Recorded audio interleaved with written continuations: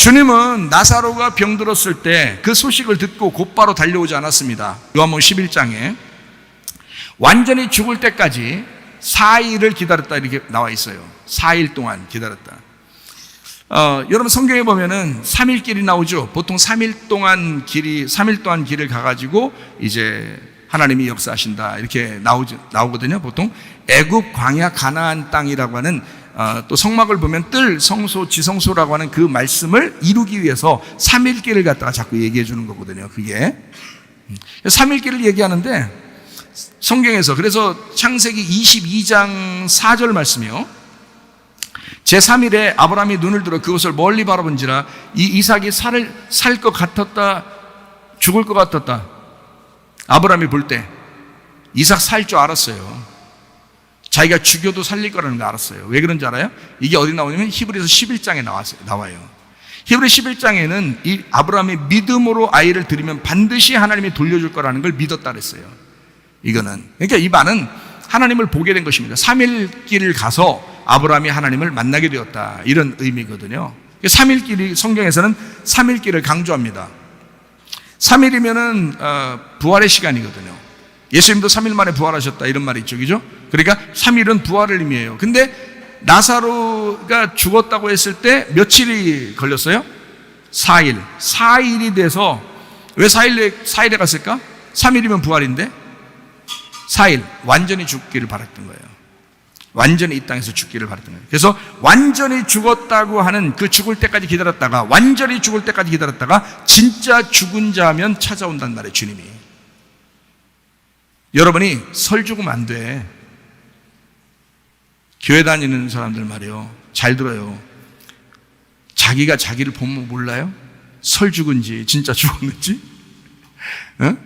설 죽으면 가만히 있어. 하나님도 완전 죽을 때까지, 너 완전 죽을 때까지 내가 기다릴 거야. 이거 너 완전히 죽지 않으면 나 못 가. 이게 예수님 완전 죽어야 돼. 그래야 주님 찾아오셔요.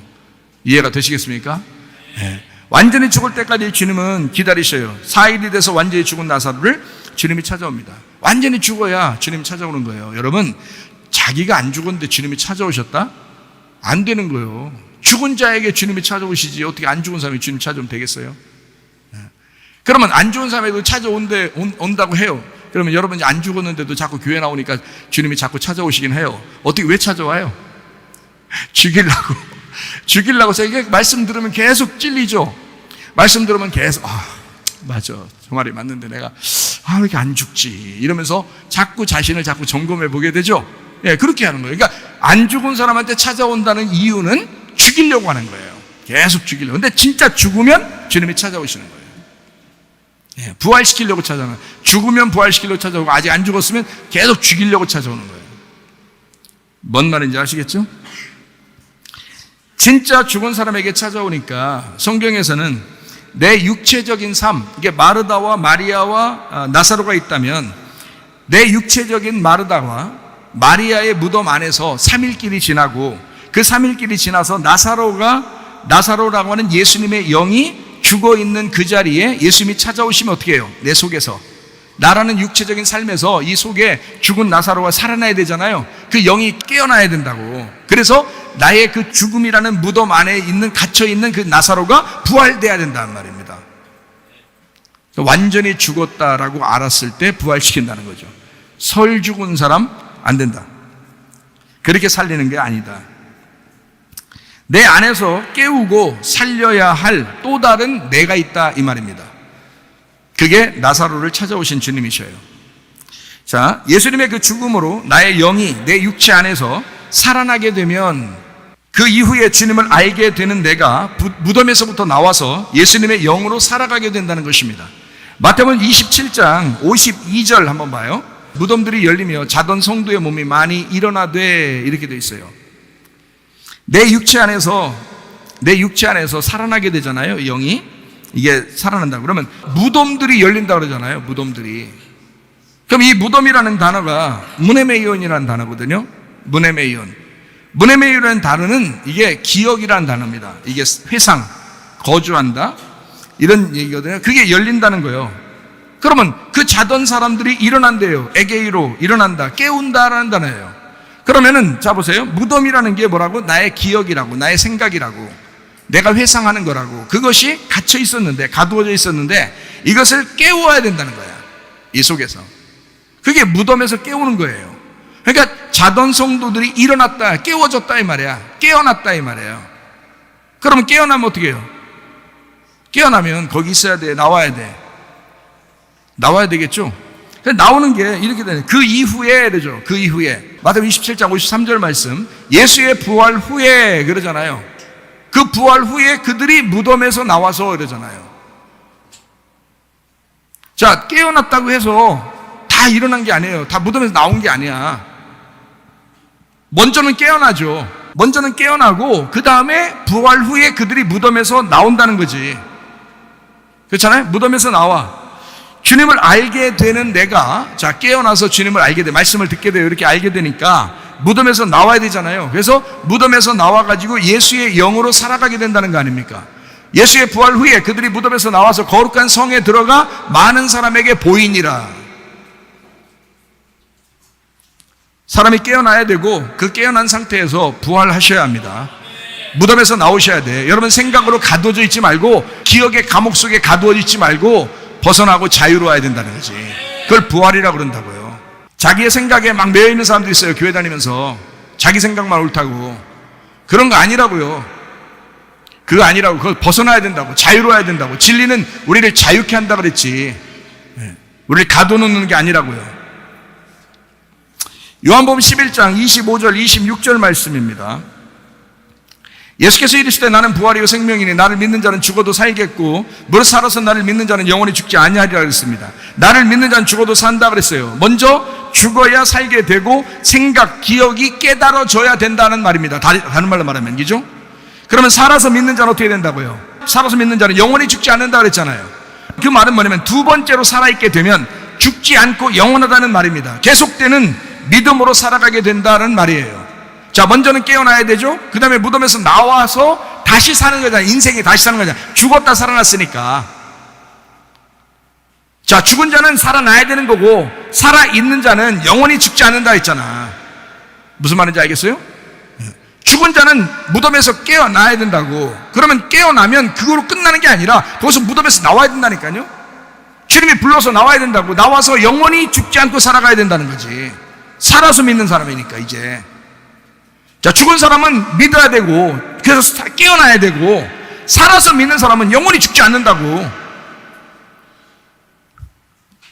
무슨 말인지 아시겠죠? 베드로전서 1장 9절 말씀. 그러면 이 믿음으로 계속 살아간다는 것이 베드로전서 1장 9절 말씀에는 뭐라고 나와 있어요? 믿음의 결국 어떻게? 영혼의 구원 때문이다. 영혼의 구원이 우리가 살아가는 동안 전부가 됩니다. 영혼의 구원이. 예수님 안에서 우리가 예수님 날 위해 죽으셨다는 건 누가 몰라요? 그거 먼저 깨닫는 것은 이거 깨달은 거잖아. 근데 어떻게 돼야 돼? 이제는 깨달았는데 이거를 내 마음속에 믿고 그 믿음의 결론까지 가야 되잖아요. 그 믿음의 끝까지 가야 되잖아. 그게 뭐라고요? 내가 계속해서 그것을 유지하고 그 믿음을 유지해 나가는 것을 영혼의 구원이라 그런다고요. 그러니까 하루아침에 여러분 믿었다고 해서 그거로 끝나는 게 아니라고. 지금 믿고 있느냐 이렇게 말해요. 그러니까 우리 교회는 항상 이렇게 물어봐야 돼요. 너 옛날에 예수 믿었니? 그거 물어보는 게 아니라 너 지금 믿고 있니? 너 지금 예수님 믿고 있느냐? 이걸 물어봐야 되는 거예요. 너 지금 믿고 있는 거야. 너 지금 믿으면, 제대로 된 믿음이라면 옛날에 믿었던 게 가짜가 아니구나.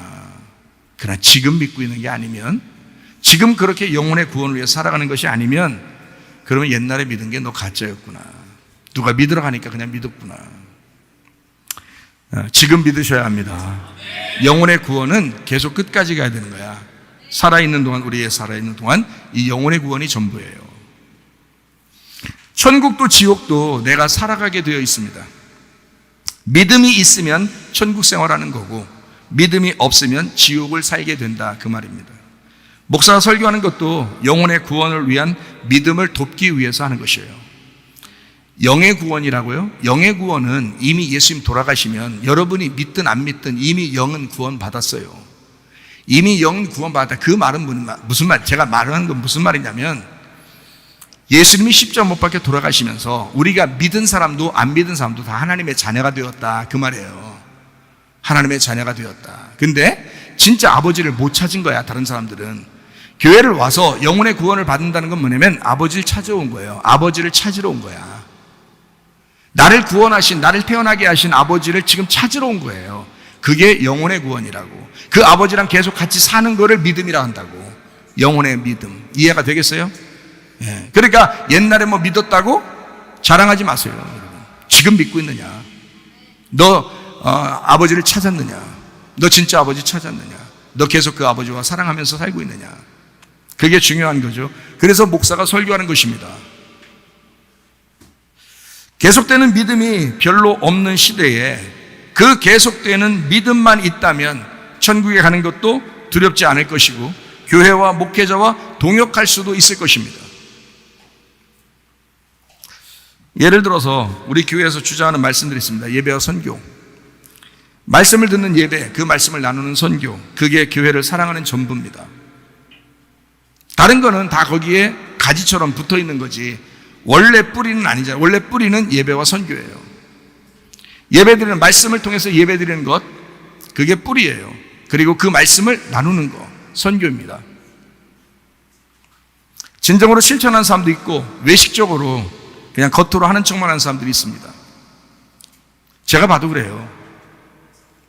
뭐 비난하는 건 아닙니다. 더 잘하라고 하는 거지. 뭐 그런 사람이 뭐 한둘입니까? 더 잘하라고 오르는 거지. 그 뭐 비난해서 뭐 하겠어요. 약속을 지키는 사람인지 확인하는 좋은 테스트이기 때문에 제가 사람들에게 이야기합니다. 교회에서 그토록 주장한 그 믿는다, 믿음을 믿는다 할 때 그 피스티오, 그걸 실체, 그걸 진짜 실천하고 있는가 자신을 자꾸 확인해 보라는 겁니다. 이거를요. 그래서 자꾸 얘기하는 거예요. 그게 영혼의 구원이니까. 우리가 죽을 때까지 말씀 듣는 거잖아요. 죽을 때까지 말씀하는 거고. 왜 그래요? 죽을 때까지 영혼의 구원 때문에 가는 거기 때문에 그래요. 죽을 때까지. 지난번에 한번 실천했어. 그런 정도가 아니라 그런 사람이 되어야 된다. 그래서 그런 사람인지 아닌지 확인해 봐야 된다. 가정생활, 교회생활 똑같습니다. 직장생활, 학교생활, 데이트하는 거, 결혼생활 다 같아요. 변함없이 그 계속된 약속을 지키지 못하면 이미 깨진 항아리라 이 말이에요. 계속 지켜내야 된다. 그러니까 어려운 거죠. 영혼의 구원이라는 것은 쉬운 게 아닙니다. 예수님 십자가 못 박혀 돌아가셔서 우리가 구원받은 것은 그건 쉬워요. 그건 복음입니다. 간단한 복음이에요. 왜냐하면 그건 쉽죠. 복음은 쉬운 거니까. 예수님이 날 구원하고 싶어서 구원한 거니까. 주님이 은혜를 베풀어 주시고 싶어서 은혜를 베푼 거니까 그건 쉬운 거라고요. 그러나 영혼의 구원은 쉬운 게 아닙니다. 그것은 나의 삶을 통해서 그 믿음을 확신해야 되고 그 삶을 통해서 보여줘야 되는 것이거든요. 그 믿음을. 그러니까 쉬운 건 아니죠. 계속해서 믿음으로 하지 않는 모든 것은 죄가 됩니다. 계속되지 않으면 그 믿음이 헛된 거니까, 거짓한 거니까, 네가 외식적이었으니까. 그러니까 안 되거든요. 그게 하려고 해도 잘 안 되거든요. 이게 믿음이 확실치 않은 사람은요, 진짜 믿은 게 아닌 사람은, 영혼의 구원이 없는 사람은요, 그게 확실치 않아요. 그래가지고 했다 안 했다. 뭐 어떨 때는 뭐 기분 좋았다, 어떤 때 기분 나빴다, 막 이래요. 근데 제가 은혜를 받고 보니까 그렇지 않더라고. 변함없더라고. 그게 그렇게 되더라고. 하나님의 영이 임해야 되더라고. 그게 구원이더라고. 그게 영혼의 구원이더라고. 끝까지 가는 믿음이더라고. 그게 가능하더라고요. 아, 목사님이니까 가능하죠. 아니 내가 목사 안 할 테니까, 안 해도 똑같다니까. 저나 여러분이 은혜 받으셔야 된다니까. 저나 은혜 여러분이나 다 성령 받으셔야 돼. 그 성령의 충만함이 있으셔야 그게 가능하다고요. 여러분 힘으로 어떻게 해요? 목사라고 하면 자기 힘으로 가능해요? 그게 안 돼요. 성령의 힘으로 가능한 것입니다. 그러니까 성령으로 하려니까 내가 죽어야 된다 이 말이야. 내가 죽어야 그게 끝까지 가는 거지. 자꾸 자기가 살아있으면서 끝까지 가야 되는데 그건 말만 그러는 거지. 말만. 그렇게 말한다고 되는 게 아니란 말이에요. 사람에게 잘 보이려고 자기가 하는 그 모든 것들, 그 육신의 그런 사람들이 굉장히 많습니다. 그래서 자신과의 약속에서 우리 교회 설교를 계속 확인해 보라고 하는 거예요. 이 설교를 자꾸 듣고 한번 확인해 보라. 자기를. 지금 이렇게 계속해야 된다. 한번 우리가 약속한 거, 예배와 선교, 뭔지 알죠? 그 말씀을 듣고 그 말씀을 다른 사람에게 전달하는, 그것을 한다고 약속한 사람들도 있어요. 근데 이것이 끝까지 하고 있느냐, 그것을 지금 이렇게 얘기하면 그렇지, 참 내가 한다 그랬지, 참 이렇게 벌써 늦은 거예요. 계속하지 않으면 이미 죄예요. 영혼의 구원은 한 번 했다고 되는 게 아니고 죽을 때까지, 우리가 딱 내일 죽으면 오늘까지 그걸 하고 있어야 되는 거예요. 영혼의 구원이라는 거예요. 야고보서 4장 17절 말씀입니다. 그러므로 사람이 선을 행할 줄 알고도 행하지 아니하면 죄니라. 선이라고 하는, 하나님은 선인데 그 하나님을 믿는 그 계속된 믿음, 그 하나님의 그 선, 그것을 행할 줄 알면서도 행하지 아니하면 죄니라. 믿음이 아니었으니까 이미 늦어버린 겁니다. 그래서 목사인 나는 서로가 약속한 걸 계속 확인해 주는 거예요. 여러분에게 목사하고 약속했지? 너 교회하고 약속했지? 말씀하고 약속했지? 너 하고 있나? 하고 있나? 계속. 그러니까 목사님 진짜 집요하다 그렇게 생각할지 모르겠지만 그건 진짜 여러분을 위해서는 그럴 거예요. 저를 위해서 그러면, 전 그래서 우리 청년들하고 학생들한테, 나 솔직히 나 혼자만 위해서라면 나 그냥 제주도 혼자 가만히 앉아있든지 산에 올라가서 교회를 하든지 그래도 나는 괜찮은 사람이야. 나는 솔직히 여기 욕심 없는 사람이야. 이거 내가 있는 곳에 말씀이 있을 것이고, 계속된 믿음의 그런 사람을 만들어야 되니까, 변함없는 믿음을 계속 믿어야 진짜가 되니까 계속 말씀을 전하고 또 전하는 것입니다. 저도 옛날에는 그런 사람이었으니까.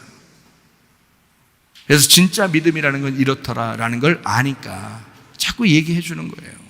비난하거나 혼내거나 그러려고 하는 게 아니라 여러분에게 진짜 그런 믿음을 가져야 된다라고 가르쳐 주는 겁니다. 나를 너무 의지하지 마시기를 바랍니다. 내가 있어서 당신들이 천국 가는 게 아닙니다. 계속된 믿음을 가진 변함없는 믿음이 당신을 천국으로 인도할 것입니다. 내가 있다 해서 우리 목사님과 같이 있으면 나 천국 갈 것 같아, 그거 아니에요. 자기가 그 믿음이 변함없이 가지고 있어야, 그래야 천국 가는 겁니다. 나는 최선을 다해서 도와줄 뿐이다, 도와주려고 하는 거고 확인해 주는 거고, 천국에 가고 지옥 가는 것은 그 믿음이에요. 당신이 하는 그 믿음, 당신의 몫이라 이 말이에요. 또 하나 예를 한번 들어볼까요? 우리 교회에서 남녀가 사귐을 갖습니다. 주의할 점이 있어요. 우리 교회에서는, 우리 교회 같은 특징적인 교회는 남녀가 사귀면 아주 조심스러워져야 됩니다. 조심스럽게 사귀어야 합니다. 왜냐하면 내가 볼 때 사람이 태어나는 것도 중요하고 공부하는 것도 사춘기를 지나는 것도 아주 중요하고 직장생활, 결혼생활, 교회생활 아주 중요한데 그 중에서 가장 중요한 포인트가 하나 있어요. 그건 그 전환점, 그 포인트 전환점이죠. 누구를 배우자로 만나느냐 하는 것입니다. 누구를 배우자로 만날 거냐. 지금 제 말을 잘 이해 못하겠어요? 누구를 배우자로 만날 거냐. 누구한테 배울 거냐. 누가 나의 배우자가 되겠느냐. 상대방을 행복하게 해주려고 결혼하는 겁니다. 상대방에게 배우려고 결혼하는 것입니다. 그래서 배우자. 결혼하는 목적이 자기 행복하려고 결혼하는 사람들이 꽤 있어요. 상대방을 내가 결혼함으로써 나 때문에 상대방이 행복하게 될까라고 생각하고 결혼해 주셔야 돼요. 그리고 나는 저 사람에게서 나는 무엇을 배울 수 있을까? 나의 배우자가 누가 될까? 이걸 생각하셔야죠. 순전 배울 것도 하나도 없고 자기도 저 사람한테 행복을 줄 수 있을 것 같지가 않아. 저 사람한테 행복을 찾으려고 했는데 도저히 저 인간으로부터 내가 행복할 수가 없을 것 같아. 그건 빨리 헤어지셔야 되고, 그건 결혼하면 안 되죠. 그런 사람들은 결혼을 미루셔야 돼. 최대한 미루셔야 돼. 한 80세까지 그렇게 미루셨다가 이때쯤 내가 좀 이제 이해하겠다, 내가 결혼이 뭔지 목사님 얘기가 뭔지 이해가 되겠다, 그때 이제 제가 결혼 추천해 드릴게요. 양로원에서. 그러니까 승질내면 안 되는 거야. 결혼하고 난 다음에는 승질내면 안 돼요. 왜 그런지 알아요? 내 주장 때문에 도대체 배우려고 하질 않는 거야. 승질낸다는 얘기는 저 사람 얘기를 내가 안 듣고 싶어서 승질내는 거예요. 그죠? 저 사람 얘기를 잘 들어보려고 배우려고 한다면, 내가 나의 배우자니까 배우려고 한다면 저 사람한테 배우려고 하니까 승질 나겠어 안 나겠어요? 승질 안 나죠. 근데 승질을 냈다 말은 너 말 그만해라 이거야. 나한테 가르치려고 하지 마라 이거야. 너한테 내가 배울 게 없다는 거죠. 그러면 그러니까 승질 내면 안 되는 거야 이게. 자, 이 세상에서 여러분 승질도 안 나는데, 그냥 둘이 사랑하고 승질도 안 나는데 이혼하는 사람 봤어요? 다 승질 나서 이혼하는 거야. 우리 교회 같은 곳에서 데이트 신청하면 쉽게 헤어지기는 하기가 어렵습니다. 우리 교회는요. 그래서 쉽게 사귀려고 해서도 안 되는 겁니다. 못 빠져나와요. 한번 데이트 신청해서 사귀게 되면 못 빠져나와요. 왜냐면 교회가 다 하니까, 누가 누굴 사귀는데 이거 금방 하니까 거기에 매여가지고 꼼짝달싹 못합니다. 아니 다른 교회 같아야지 이게 뭐 그냥 뭐 사귀었다 그만뒀다 사귀었다 그만뒀다 그러지. 이게 우리 교회 같은 경우는 하기가 쉽지가 않아요. 그래서 한번 결정되면 참 헤어지기가 정말 쉽지 않으니까, 그러니까 조심하라 이 말이에요. 처음 만날 때보다 신중하게 생각하고 조심해서 만나야 된다. 나의 영원한 배우자가 될 수 있을 것인가? 응? 영원한 배우자. 영원히 내가 행복하게 해줄 수 있겠는가라고 생각을 하시고, 저 사람에게서 내가 영원히 배울 수 있을까라고 생각을 해봐야 되는 거죠. 헤어질 때 서로가 상처 주지 않도록 해야 합니다. 교회를 위해서 힘이 되어주는 거룩한 데이트를 하셔야 합니다. 왜냐하면 교회는 서로가 상처를 받고 상처를 줄 수 있거든요. 잘못하면. 잘 아니까.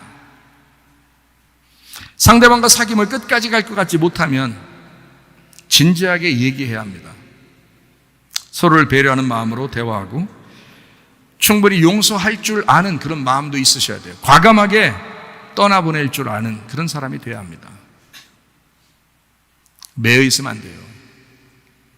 처음부터 떠나보낼 수도 있겠다고 생각하면서 사귀어야 됩니다. 잘 들으세요 이거. 내가 청년 학생들만 전문적으로 30년 넘게 내가 목회를 하다 보니까 이게 굉장히 중요하다는 걸 알 수 있어요. 저는 수많은 사람 봤을 거 아니에요. 수많은 커플들도 봤고 헤어졌다 만났다 이런 거 굉장히 많이 봤을 거 아니에요. 그래서 제가 조심스럽게 여러분한테 이런 것도 가르쳐 줘야 된다라고 하는 거죠. 그러니까 조심스럽게 데이트를 해야 되는 건 왜? 저 사람하고 나하고 헤어질 수도 있으니까. 결혼하고도 헤어지는데 뭘 데이트할 때야 뭐 더 헤어질 수 있잖아요. 그러니까 그걸 알고 하란 말이에요. 승질내지 말고 괜히 삐지고 뭐 승질내고 그런 것 좀 하지 마. 그런 거 하는 사람들 보면 다 자기 결핍 때문에 그런 거예요. 애정 결핍 때문에. 그러면 애정 결핍은 지네 부모한테나 가서 하지 뭘 왜 지네 사랑 못 받은 게 다 부모 때문에 사랑 못 받아서 그런 건데, 그 사랑 못 받은 거 부모한테 가서 얘기하지 왜 그 사귀는 남자한테 그러냐고, 사귀는 여자한테 왜 그러냐고. 서로 괴롭게. 잘못하면 육체의 메인 사람들이 돼요. 그래서 계속 육체적인 생각을 하게 되기 때문에 영적인 것을 잃어버립니다. 아주 조심스럽죠. 이거 청년 남녀들이 자기도 모르게 이렇게 자명서에 나오냐, 정욕적인 것을 참을 수 없다면 결혼해라 이런 말이 있듯이 정욕을 참지 못하기 때문에 남녀간에, 그래서 이게 조심스럽다. 처음부터 그래서 조심해야 된다. 잘못하면 거기 딱 메어버리는, 육체에 딱 메어버립니다. 그러면 꼼짝 못하죠. 뭐 자기 잘못한 것 때문에 거기에 딱 메어서 꼼짝 못해요. 나중엔 헤어지지도 못합니다. 근데 영원히 살아야 돼. 근데 보니까 영원히 살 여자는 아니야. 영원히 살 남자는 아니고. 그거 어떻게 해, 자기가. 그래서 처음부터 조심해야 된다. 잘 들어야 돼요. 젊은 사람들은 더 잘 들어야 되고, 부모들은, 자녀들 가진 부모들도 잘 아셔야 된다. 한번 사귀면 결혼하기로 마음을 먹어야 되는데, 헤어질 때도 전혀 육체적인 관계가 아니니까 서로를 배려해 줄 수 있도록 되는 그런 데이트를 하셔야 된다는 거죠. 아니면 딱 메어버리니까 생각나서 안 되는 거예요, 이게. 자기가 볼 때 상대방에게 자기만큼 적임자가 없다는 그런 결심이 서면 그러면 진지하게 사귀고 결혼도 생각해 봐야 합니다. 내가 이 남자에게, 내가 이 여자에게 나만큼 잘해줄 수 있는 사람은 없을 것 같아. 다른 여자보다 내가 정말 120% 잘할 수 있을 것 같아. 다른 남자보다 내가 120%는 잘할 수 있을 것 같아. 100%가 보통 사람들이 하는 거라면 내가 120% 정도는 할 수 있을 것 같아. 그러면 결혼까지 생각해 보셔야죠. 교회 생활에는 거룩해야 합니다. 육체에 넘어지는 사람들이 어디 한둘입니까? 중요하죠. 우리는 그래서는 안 됩니다. 참아내기 힘들어요. 그래서 계속되는 믿음이 요구되는 것입니다. 한번 믿으면 그것으로 영혼이 그냥 끝난 게 아니에요. 죽을 때까지 그 영혼의 구원을 위해서 계속 그 믿음을 유지하셔야 된다는 거예요. 그러려니까 거룩한 교회 생활, 거룩한 가정 생활이 돼야 된다는 거죠. 주님이 주신 믿음이 없으면 불가능한 것이 남녀 간의 관계입니다. 순간의 선택으로 인생을 망쳐버리기도 하고 순간의 선택으로 인생을 행복하게 살아갈 수도 있습니다. 그 순간의 선택 때문에. 그래서 잘 생각해 봐야 돼요. 결혼한 사람 중에 결혼식의 약속을 끝까지 변함없이 지켜 살아가는 사람이 흔치 않습니다. 그래서 이혼도 하고 싸우기도 하고 막 그러는 거죠. 자기와 약속을 깼기 때문에 후회하며 살아갑니다. 이 사람들 뭐 자기들 잘했다 뭐 이렇게 한 사람 많지 않아요. 후회하며 삽니다. 그래도 결혼할 때는 사랑해서 한 거 아니에요. 근데 그걸 깨다 보니까 마음에 그래도 부담을 갖고 사는 거죠. 종이 2개가 있는데 이 종이 2개가 원래 이렇게 따르게 있을 때는 괜찮은데 이게 한번 풀로 이렇게 붙여가지고 딱 붙잖아요. 그럼 하나가 됐잖아요. 이게 부부인데 이걸 갖다가 억지로 찢으면요 다시 원상태로 복귀하려고 딱 그대로 원래 있는 종이대로 하려고 그러면 이게 다 너덜너덜 찢어집니다. 그러니까 상처는 분명히 있는 거예요. 평생 동안 그 상처를 안고 살아가는 거예요, 여러분. 그걸 각오로 이혼하는, 그래도 이혼하는 게 낫겠다 해서 이혼하는 거예요. 그러니 얼마나 좀 굳은 결심으로 해야 되겠습니까? 그러니까 순간의 선택이 실패하지 않도록 진짜 주님이 주신 행복으로 살아갈 수 있도록 하셔야 된다. 자기가 약속을 깨니까 후회하는 거예요. 그것도 신뢰니까. 믿음이 요구되는 것입니다. 결혼 생활도 믿음이 요구되는 거예요. 데이트도 믿음이 요구되는 것입니다. 설교 말씀을 듣는 것도 믿음이 요구되는 거예요. 설교 말씀을 나누는 것도 믿음이 요구되는 것입니다. 믿음이라고 하는 것, 이것이 신뢰요 믿음이잖아. 그러니까 끝까지 하는 것을 볼 때 그게 믿음이요 신뢰라고 이렇게 말하잖아요. 그거예요. 주님도 그걸 요구하신다고요. 가정생활, 교회생활, 직장생활, 학교생활 다 마찬가지예요. 데이트, 결혼생활 변함없이 그 계속되는 약속을 지켜야, 그래야 진짜 믿음이고 그게 약속이에요. 성경 우리에게 지식을 따라 변함없는 믿음으로 아내와 동거하라고 주장합니다. 베드로전서 3장 7절 말씀이에요. 남편들아 이와 같이 지식을 따라 너희 아내와 동거하고, 그래서 감정으로 하지 말라는 거예요. 감정으로 하면 다 깨져요, 여러분. 지식을 따라 하라고 그러는 거예요. 알아야 된다는 거야. 지식을 따라 변함없어야 된다 이런 뜻이에요. 감정은 변할 수 있어요. 왔다 갔다 할 수 있어요. 옛날엔 사랑했는데 요즘 사랑하지 않는 것 같고, 옛날엔 저 사람이 날 잘해준 것 같은데 요즘엔 안 그런 것 같고, 이게 감정이에요. 다 그게. 그러니까 결혼을 다 감정으로 하는 거예요. 사람들이 감정으로 결혼하고 감정으로 결혼 생활하는 거예요. 그러면 깨질 수밖에 없어요. 얼마나 가겠어 그게. 지식을 따라야 돼. 성경은 다 이미 다 가르쳐주고 있잖아요. 지식을 따라.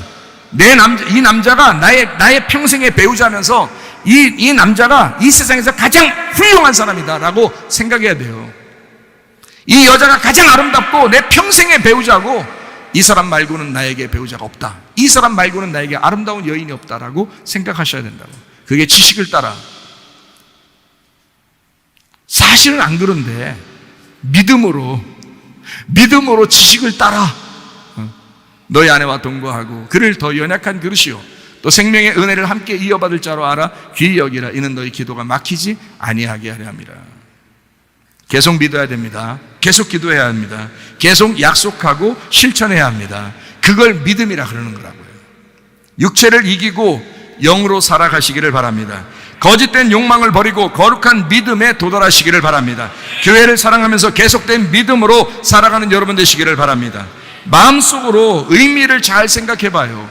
우리가 침례식에 대한 생각을 합니다. 결혼식에 대한 생각을 합니다. 생일날이라는 생각을 합니다. 할례식이라는 걸 생각합니다. 다 같은 거잖아요. 주님의 희생으로, 주님의 피값으로 우리를 사셔서 주님의 그 장사 지내시고 죽으심으로 우리가 구원받아 그 믿음을, 그 주님을 그 죽음으로 그 자기가 죽으시면서 우리를 사랑했던 그 피를 우리가 따라가는 거잖아요. 십자가를 지고 주님을 따라가는 제자가 되는, 그걸 믿음이라 그러지. 옛날에 한번 믿었다, 이건 중요치 않습니다. 그냥 한번 주여 주여 한다고, 아멘 아멘 한다고, 내가 믿는다 한다고, 그건 중요치 않습니다. 지금 어떠하냐? 지금 너는 그 믿음을 유지하고 있느냐? 너는 그 믿음을 보일 자신 있느냐? 내 아내가 나한테 5년 후에 나한테 그렇게 고백했다고 그랬죠? 당신은 보니까 진짜입니다 라고, 그 5년 전에 나한테 내가 진짜인지 아닌지 내가 볼 거야 5년 동안 이라고 얘기했어도 나는 자신 있었어요. 왜? 그런 사람이었으니까. 나는 그렇게 하려고 결심했고 그 지식을 따라 하나님 앞에 변함없이 내가 이렇게 거룩하게 내가 살려고 하나님 앞에 그렇게 결심했고, 그 약속을 나는 그렇게 나한테 내가 지켜볼 거야 라고 얘기해도 나는 자신 있었다고요. 그렇게 5년 보니까 이렇더라라고 봤을 때 떨려 깜짝 놀랐네. 이렇게 안 했다고요. 괜찮았다고요. 지금까지도 그렇게 보이고 있다고요. 왜? 내 사람이, 그 사람이 그렇게 되어버리니까 그런 거예요. 그런 사람이 되어버리면 그 믿음을 유지할 수 있습니다. 그런데 감정적으로 막 믿음이 있는 척하고 어떨 때는 믿음이 없는 것 같고 이러면 그거는 감정이니까 금방 사그러져요. 그건 진실한 믿음이 아닙니다. 그건 감정이에요. 거듭남이라고 하는, 하늘로 태어났다고 하는 육체의 씻음, 마음의 죽음, 그 마음의 할례, 마음의 그 하나됨, 그 주님과의 하나됨, 그 마음, 영혼의 구원이 중요한 것이고, 이 마음으로 하는 할례, 마음으로 하는 그 결혼, 마음으로 하는 그 침례가 중요한 것이다. 겉으로 하는 그건 중요한 것이 아니다. 의식에 불과하다. 진짜 마음으로 너 그리스도와 하나가 되었느냐? 날마다 주의 만찬이 있으셔야 합니다.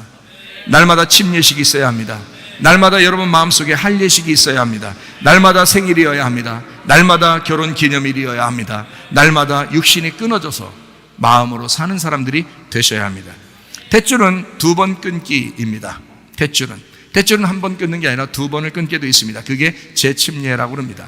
다시 말하면 우리가 그리스도 예수 안에서 한번 이제 구원받고 우리 자신들이 자꾸 구원받고서 영원히 나는 괜찮아 라고 생각하는 사람들이 꽤 있는데, 그게 아니고 영혼의 구원이라고 그랬잖아요. 영혼의 구원은 계속 되어야 된다라는 말이잖아요. 그래서 애굽에서 하나님께서도 우리를 이렇게 말해요. 애굽, 광야, 가나안 이렇게 말하는데, 애굽에서 아들을 낳았어요. 그러면 이 아들을 그냥 그 애굽에 두는 게 아니라 6월절 어린 양의 피로 예수의 죽으심으로 구원받게 한 그 아들이, 하나님의 아들, 애굽에서 낳은 자기가 태어나게 한 그 아들이 그냥 애굽에 머물게 하지 않고 홍해바다를 건너요. 홍해바다를 건너서 광야로 데려옵니다.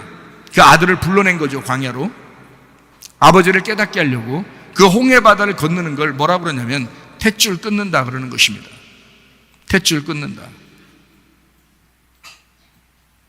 첫 번째 탯줄이 끊어지면 그것을 끝나는 게 아니라 광야의 삶에서 여기서 가나안 땅으로 들어갈 때 요단강이라는 또 탯줄이 또 나와요.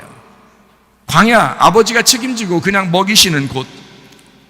사도행전 7장 38절 말씀, 시내 산에서 말하던 그 천사와 우리 조상들과 함께 광야 교회에 있었고 또 살아있는 말씀을 받아 우리에게 주던 자가 이 사람이라고. 주님께서 우리를 광야 교회로 인도하십니다.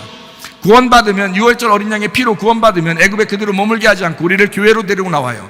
교회로 데리고 나오면 여기에서 끝나는 게 아니라 가나안 땅까지 들어가야 되거든요.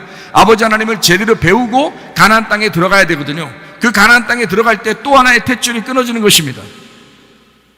광야는 아버지가 그냥 우리가 어린아이 같으니까 계속 먹여주는 걸 얘기해요. 광야 교회는 하나님 말씀을 먹이죠. 여러분에게 목사가 있다고 여러분 구원받는 게 아니라고요. 이대로 끝나는 게 아니라고요. 광야에 여러분 머물러서 그냥 거기서 죽으면 안 된다고요.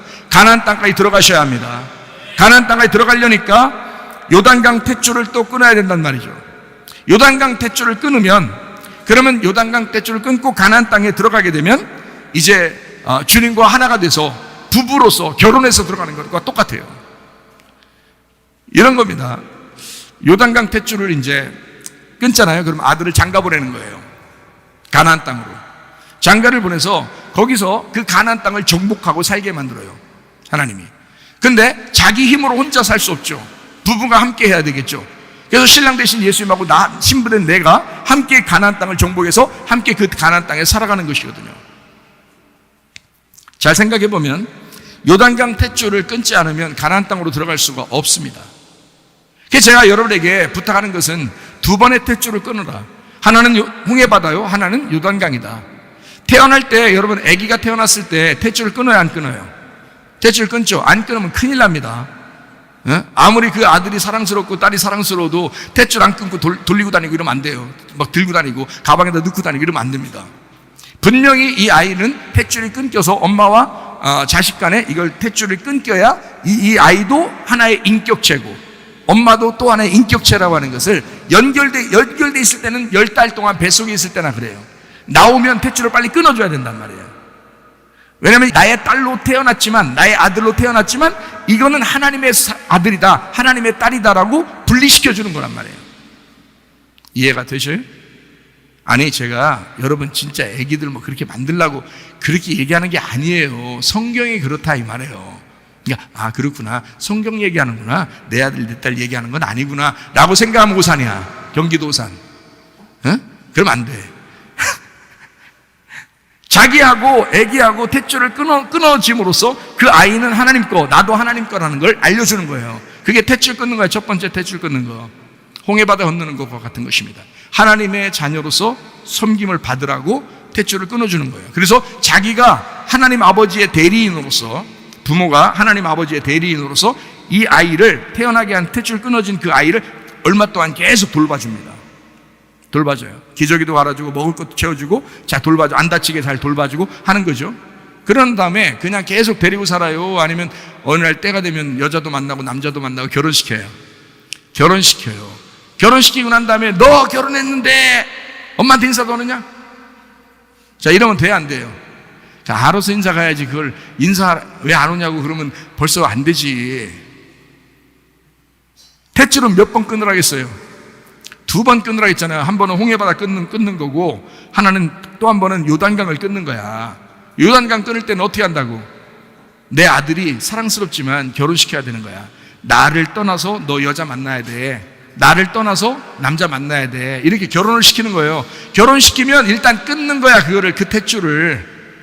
내 아들이 아닌 거야, 내 딸이 아닌 거야, 며느리 거야. 내 아들이 아니라고, 며느리 거라고. 아니 이해가 되시나? 이해가? 아니 시어머니들이 정신 못 차려가지고 자기 아들을 며느리 건 줄 모르는 거야. 자기 아들은 영원히 자기 아들인 줄 알아. 아니 탯줄을 끊으라고 끊어야 요단강을 건너는 거 아니야. 그래 애가 살지. 그 애를 갖다 맨 그 마마보이 헬리콥터 보이 만들고, 그래서 맨날 그 애기를 갖다 마마보이 마마걸 이렇게 만들어가지고 그렇게 만들면 애가 어떻게 살아요? 어떻게 결혼하고 살아요? 성경에서도 그래. 부모를 떠나. 창세기 2장 24절 말씀. 이러므로 남자가 어떻게 한다고? 부모를 떠나. 아들 가진 사람들 서운하겠죠, 이렇게 하면. 그러면 이제 이거를 딸이라고 이제 바꿔봐. 여자가 부모를 떠나. 그의 남편과 합하여 둘이 한 몸을 이룰지니라. 그 말을 이렇게 남자로 썼으니까 그렇죠, 그죠? 남자가 예수님이지. 예수님. 그래서 하나님 아버지를 떠나서 이 땅에 와서 거지 같은 여러분과 저 이 신부를, 이 여자를 만나서 예수님이 결혼하는 거 아니에요. 죄인 같은 우리들하고 결혼하려고 하나님 아버지를 떠나서 이 땅에 오신 거 아니야. 그 성경이라고요. 그러니까 이렇게 써놓은 거지. 그럼 반대로 우리도 우리 이 땅에 있는 부모를 떠나 내 남편을 만나야 될 거 아니야. 그렇죠? 그게 결혼이라고요. 근데 막 그냥 아들이, 자기 딸이 영원히 자기 건 줄 알아. 아니 착각도 공산당 세계에서도 자유라더니 착각을 그렇게 하지 마셔. 그러면 내가 혼자 사는데, 과부인데 내가 혼자 사는데 나는 그럼 어떻게 살아요? 그 사지 멀쩡하면 혼자 사는 게 더 편해. 근데 사지가 멀쩡하지 않고 힘들면 자녀들한테 좀 도와달라 그러면 돼요. 그런 것까지는 성경에서 얘기해. 너희 고아와 과부를 돌봐줘라 이러잖아요. 먼저 자기의 집에 있는 자녀들이 먼저 돌봐줘라 그러잖아요. 아니 성경에 다 나와 있어, 이렇게 자세하게. 그러니까 너무 걱정하지 마셔. 아니 그렇게 목사님 잘 가르쳐 줘야지요. 안 그러면요 우리 자녀들이요 내가 과부인데도 안 도와줄 것 같아요. 그런 싸가지 없는 자식들을 왜 그렇게 키웠어요? 그럼 그 정도 싸가지 없으면 그건 자식도 아니요. 그냥 빨리 양로원에서 남자 만나야 돼요. 그게 나아. 그렇게 해서 거기서 효도받는 게 훨씬 편해요. 그게. 근데 그 양로원에 있는 남자가 가쁘네. 그거 더 좋아. 어? 그냥 그렇게 살면 돼. 뭘 왜 기대를 하는 거예요? 혼자 사지 멀쩡하면 그냥 살면 돼, 혼자. 그게 훨씬 행복한 거예요. 정신 차리셔. 아들 고생시키지 말고, 내 아들, 며느리야! 그러지 마셔. 목소리 하이톤 해가지고, 며느리 부르지 마요. 자꾸. 대출 끊으셔야 돼. 대출 끊어야 돼. 너는 내 아들과 행복하게 살아라. 너는 내 아들의 어머니다. 멋있잖아. 며느리 불러다가 앉혀놓고 얘기해봐. 얘야, 내가 목사님한테 말씀 들어보니까 며느리는 또 어머니가 되는 거더라. 내 아들을 네가 이제부터 어머니로 책임져라. 내가 엄마로서 내 아들을 이렇게 키워왔는데 며느리야, 네가 내 아들의 부인이 되었으니 네가 내 대신 어머니가 되거라. 멋있는 말이잖아요. 그럼 며느리가 보면서 옳거니 이러겠어요? 무슨 말씀이세요? 제가 도저히 이해가 안 돼요. 야, 이해 안 되걸로 난 목사님 좀 만나봐라. 이렇게 얘기하고요. 이해가 되면 너무 감사하죠. 그 가정이. 그 며느리가 시어머니를 얼마나 좋아하겠어요. 야, 우리 어머니는 정말 앞서가는 어머니야. 우리 어머니는 내가 존경할 만해. 성경의 나오미와 같아. 그럼 나는 룻처럼 돼봐야지. 이렇게 얼마나 좋은 가정이 되겠냐고요. 2번 끊어야 됩니다. 대출. 자기가 끌어안고 있으면 안 되는 거예요. 부모를 떠나야 돼. 부모를 떠난 가나안 땅. 장가든 부부가 함께, 그 신랑과 신부가 함께 가나안 땅을 정복하는 것입니다. 그게 가정생활인 거예요. 로마서 13장 12, 14절 말씀. 밤이 깊고 낮이 가까웠으니 그러므로 우리가 어둠의 일을 벗고 빛의 갑옷을 입자. 오직 주 예수 그리스도로 옷 입고 정욕을 위하여 육신의 일을 도모하지 마라. 빛의 갑옷 그리스도를 입어야 된다라는 말을 했어요. 왜 이렇게 입어야 돼요? 싸움이 있으니까. 어둠과 싸워야 되니까. 가나안 땅에 들어가서 그냥 정복되는 게 아니야. 너 그리스도와 네가 결혼하잖아? 그럼 가만히 얻어지는 게 아니야. 부부가 함께 힘을 모아서 싸워야 돼. 영적 전쟁해야 돼. 그래서 성경에서는 빛의 갑옷 그리스도를 입어야 된다라고 말하는 것입니다. 에베소서 6장 11절 13절 말씀. 마귀의 간계를 능히 대적하기 위하여 하나님의 전신갑주를 입으라. 그러므로 하나님의 전신갑주를 취하라. 이는 악한 날에 너희가 능히 대적하고 모든 일을 행한 후에 서기 위함이라. 전신갑주 입어라. 영적 무장해라. 그리스도로 영적 무장해야 된다. 왜요? 싸워야 되니까. 왜 성경이 이렇게 우리에게 구원받은 사람들이 이렇게 해야 된다라고 말하고 있냐면 싸움이 있으니까. 광야에서 아버지한테 도움을 받고만 있다가 장가 가가지고 시집 가가지고 결혼해서 가나안 땅에 들어가게 되면 저 영적 전쟁을 해야 되니까. 싸워야 되니까. 요한계시록 19장 11절 14절 말씀. 또 내가 하늘이 열린 것을 보니 보라 백마와 그것을 탄 자가 있으니. 백마 탄 자죠. 백마 탄 왕자입니다. 예수님이에요. 백마 탄 왕자가 있으니 그 이름은 충신과 진실이라. 백마 탄 그 신랑, 그 백마 탄 신랑이 믿음이라는 거예요. 믿음과 진리라는 겁니다. 그가 공의로 심판하며 싸우더라. 하늘에 있는 군대들이, 자 이제 군대들 우리를 말하는 겁니다. 신부들이 희고 깨끗한 흰 세마포를 입고 백마 타고 그를 따르더라 이랬어요. 다 하얀색이네. 다 하얀색 입고 하얀색 타고 다닌단 말이에요. 백마 탄 신랑 따라가는 그 백마 탄 흰 옷 입은 신부들. 왜 따라가요? 전쟁하는 거니까. 전쟁하는 거니까. 전쟁이 목적이에요. 그럼 여러분 구원받아서 교회 나와가지고 예수 믿고 있어요. 그러면 여러분 속에 뭐가 있는 줄 알아요? 7 귀신이 있습니다. 7 귀신. 7이라는 건 진짜 7마리에서 야 1번 귀신 떠나, 2번 귀신 떠나, 3번 귀신 떠나라 해서 7번째 귀신 떠나 이렇게 하는 얘기겠어요? 진짜 7명이라 그러는 거예요? 어디가 뭐 2,000명 되는 귀신이니까 2,000명.